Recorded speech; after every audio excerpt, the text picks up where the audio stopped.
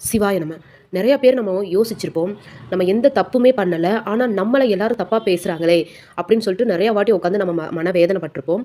இனிமேல் அந்த மாரி பண்ணாதீங்க. ஏன் அப்படின்னா, நீங்க தப்பு பண்ணாத பட்சத்தில, உங்கள பத்தி அவங்க தப்பா பேசுறாங்க, தப்பா ப்ரொஜெக்ட் பண்றாங்க அப்படின்னா, என்ன ஆகும் அப்படின்னா, உங்களோட பாவ கர்மாவ அவங்க ஏத்துக்கிறாங்க. உங்களோட கர்மா குறையுது. அப்ப அந்த மாரி குறையும்போது என்ன ஆகும் அப்படின்னா, உங்க கர்மா குறைய குறைய உங்களோட வாழ்க்கையில வெற்றிய நோக்கி நீங்க பயணிக்க ஆரம்பிப்பீங்க. ஏன் அப்படின்னா, அவங்க பேசுறாங்க. அவங்க பேசுறவங்க முன்னாடி நம்ம வாழ்ந்து காட்டணும் அப்படின்ற மன தைரியமும், பக்குவமும் தானா உங்களுக்கு வரும். அப்ப என்ன ஆகும்? ஆட்டோமேட்டிக்கா நீங்க வெற்றியை நோக்கி பயணிப்பீங்க. ஆனா தப்பா பேசுறவங்க பேசிக்கிட்டே தான் இருப்பாங்க.